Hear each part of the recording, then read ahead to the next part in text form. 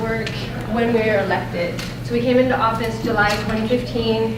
That fall, we went back to our members. We did listening tour, going all around the state. So our platform, when we were elected, was about resisting education reform, which we identified as No Child Left Behind and Race to the Top, fighting for social justice, because we felt that those policies and the implementation of them were reinforcing current inequities and making it actually more challenging for our students to find justice.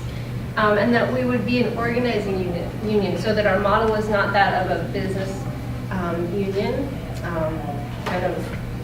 but more about organizing teachers and organizing our members, more activists. And we also really ran on the platform that we saw public schools as laboratories of democracy. So the most important sites for kind of engaging and developing citizenship. When we started that listening tour, we also started to create a speakers bureau.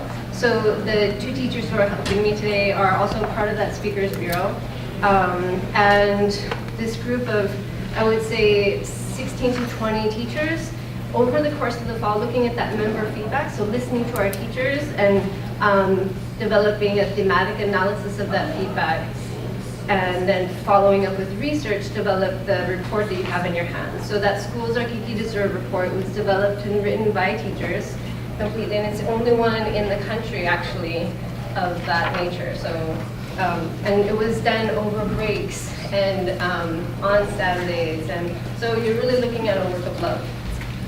And then we started to engage in community outreach. So we went to neighborhood boards, and really we just had such limited time. We weren't given the extensive presentation time, so we just kind of shared what we had learned from our members and just got those conversations started. Started to engage more with other community partners, so going to meetings that were kind of alliances of community members who are interested in children. And really participating more in those conversations. I was selected to be on the ESSA task force, so then we mobilized the Speakers Bureau to make sure that teachers had a really active role in that process. So we made sure that that teacher voice was really present, because the main principle of Governor Ezekiel's work is that those closest to the students should be really informing how we move forward in our implementation and our design around ESSA. So we wanted to make sure that there are a lot of teachers there, and we had really great conversations. And also it gave us more to think about in terms of our work.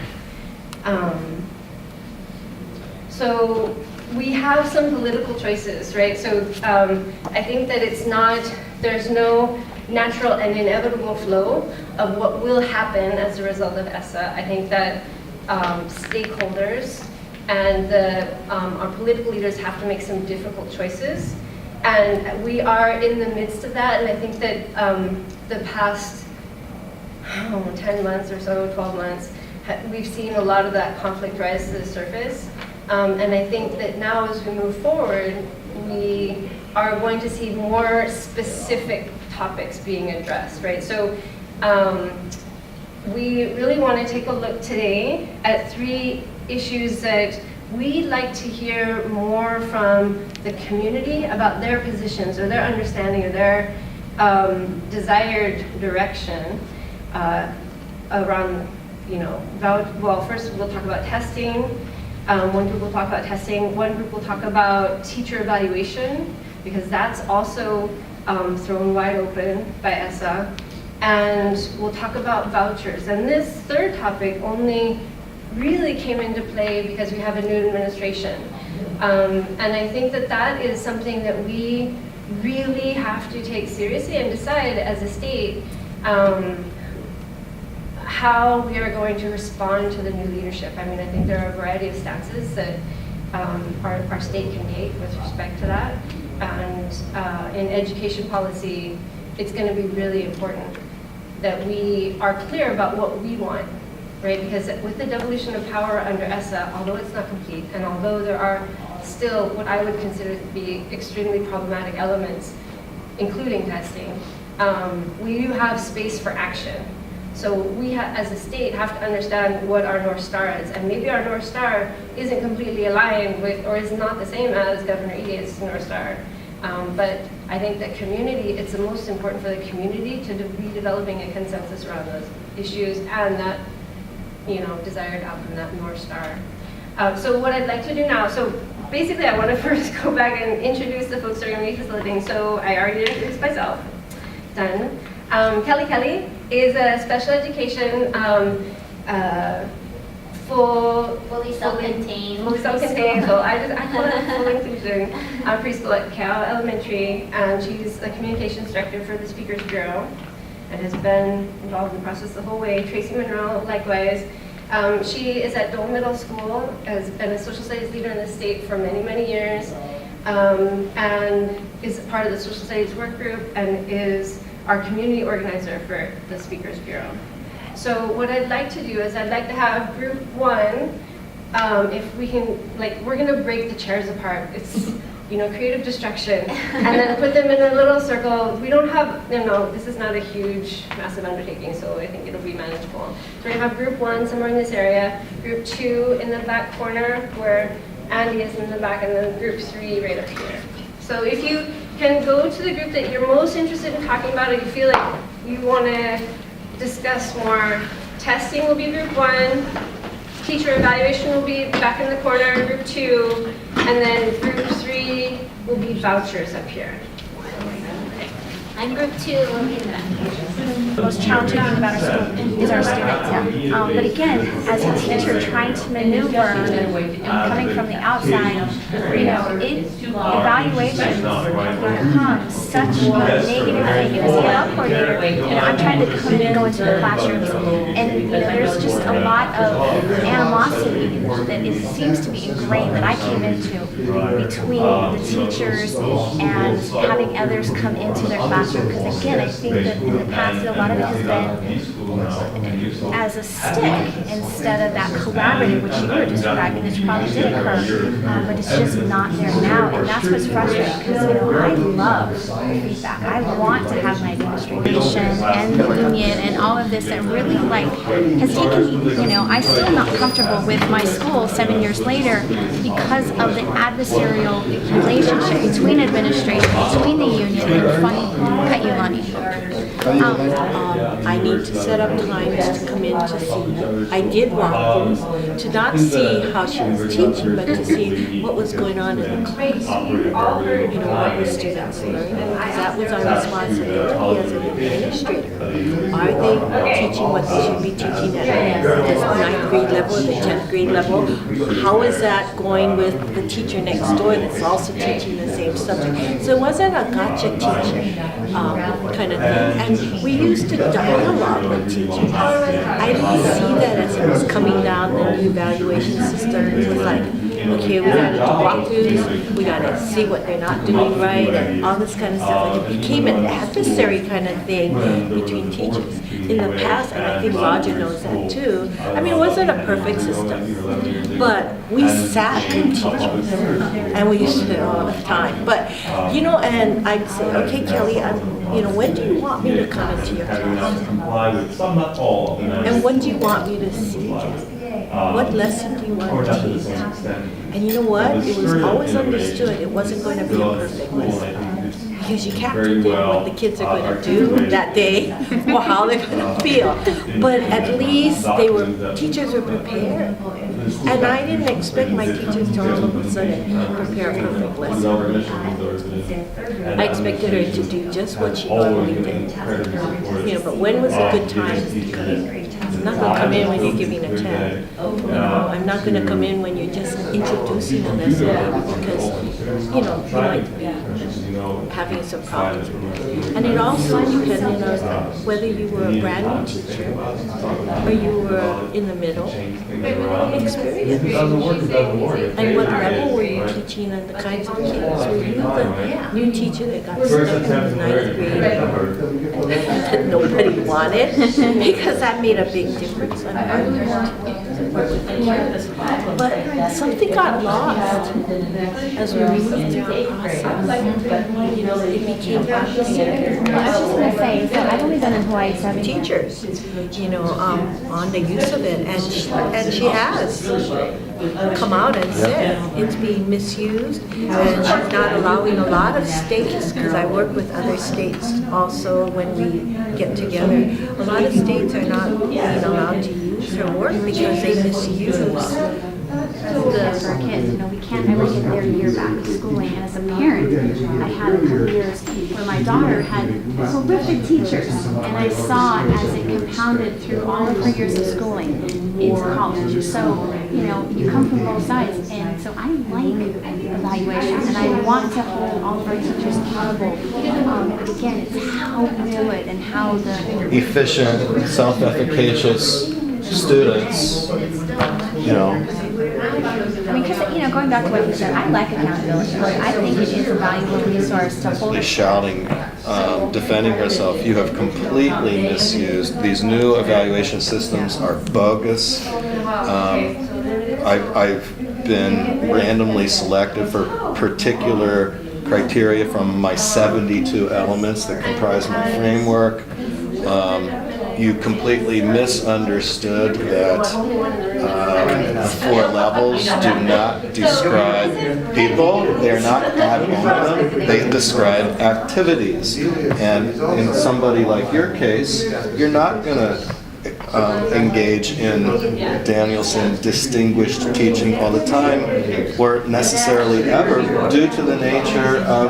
From even the principal side, that, you know, it was not fair lens as well. It's not just a breakdown of the teacher, but they weren't provided the tools to be completely successful. And again, that's where the system is failing us. You know, the processor, you know, again, I like the administration, not all of it.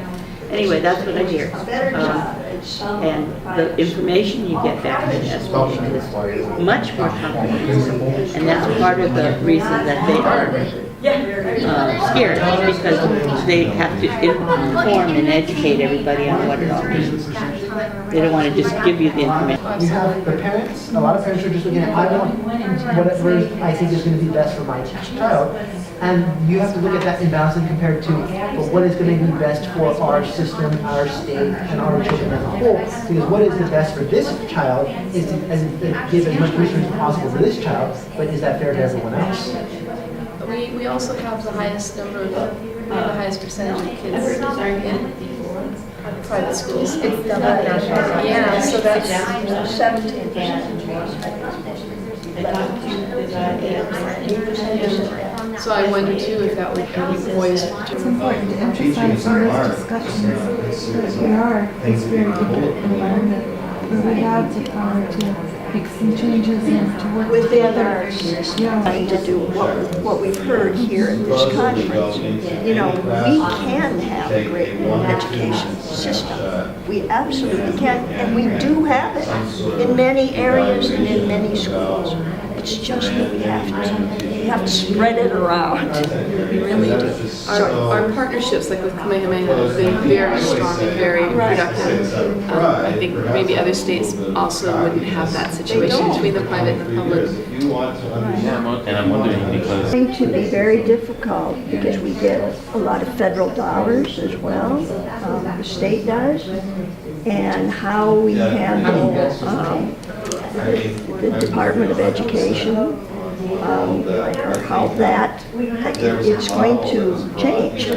So I do believe it's important. And you have the money going to private. It hasn't come up here in Hawaii. It is not something that we would, to me, I'm in at HSCA, Country Public School. But vouchers. It is politically advantageous for all the people who are making money off of our educational shifts to tell us, we're falling behind other countries, give us more money so we can fix this, right? That's Pearson, that's Squares Behind the Concord. I'm not saying these people are necessarily wrong or evil, I'm just saying that it benefits them. And the truth is that if you account for the socioeconomic thing, if you take the 20% richest Americans in public school and you compare it to public school, the richest 20% in any other nation, we go from being behind a huge chunk of nations to all the way back to almost the top again. True. the cost to public schools is not going up like this. It's, oh, our money dropped. It's whoosh, it's money dropped, problems. Expensive. It sounds like. It is not linear. It sounds like we might have to really go back and have a discussion about the purpose of public school. You know, much like public libraries are so important, we have. So as a country, maybe we have to remember what the purpose of public school is. I'm going to throw in as a teacher, I'm disturbed by the narrative in a lot of these of failing schools. Because I know I work in a failing school. We're in communities of poverty. My kids literally come to school without shoes. So I'm working In August, And you know what? Those special cases cost 3 to 4 to 5, 20 times more than the regular kids. But they don't get more on their voucher. it's whatever the assessments are, and they do fall under different things, I'm sure. They're not SBA, but they're different. Do we need them then to know that this particular baby might need a little more loving and this one's going to do fine with the regular thing under for our special needs students, which they do their accommodations. But, you know, that's a real concern for me, is not having a realistic idea or an audit of what amount of testing is taking place in the schools. I think one of the most disturbing is the number of days required for a student to complete the test. Because even though, and by the way, I went to training on Thursday on current information, even though they may, you know, the assessment, SBA says it might take 3 hours to take the test. It's not accurate, but the point is that middle school students, you can't lock down a group of 12-year-olds for 3 straight hours. Or, you know, and I was told, that was one of the recommendations I was given, if you don't like the number of days you're giving up instructional time. Private school with a certain kind of environment, that some of these children, it's turned out that they have felt more alienated because they don't fit in. I think as a public school teacher, when I look at the difference between SBA, which has now been with us for a few years, and an ACT test, which we were giving before as a supplemental, the difference in the richness of data and information we get back as an educator is no comparison. The SBA data that we get is months and months, not even the same year, sometimes olds. Even with Hawaii's EIH. Other weighted indicators. So I wanted to, and then maybe you can take a look at this and then kind of respond to it. Recommendations for the accountability system. And this is, like I mentioned earlier, related to testing in that it will help us determine whatever accountability system that we submit in our state plan for ESSA, it will determine how much weight is placed on testing. And I think that is one of the major questions that needs to be answered going forward. How much what weight will be placed on testing? So if you can take a minute and take a look at this, these would be the indicators for what we would include, but there is not the requirement under ESSA that it's funded through DOE, but it sits in the Department of Health, so there's a level of autonomy. And as I've gotten older and smarter, I've been able to align with the Special Ed Advisory Council, which is one of the few avenues that parents, because it is a majority of parents on that body that can advise leadership, and they sometimes listen and sometimes don't, but at least we have the country to propagate it have said that same thing. They've said, be the innovation you want to see, and then I guess that I would echo Roger's remarks, and as well as Amy's. It's still too early to see whether it's going to be a good thing or whether it's going to be a bad thing, but it does seem to be something that So I'm Shirley. I'm actually a police service teacher. I haven't, so right now I'm in my last semester before I graduate. I have no idea what teacher evaluations we have, so I just wanted to jump in and see. In charter schools. I'm also on the charter school commission for the state, by the way, and pushes charter schools and in the charter school system in the United States.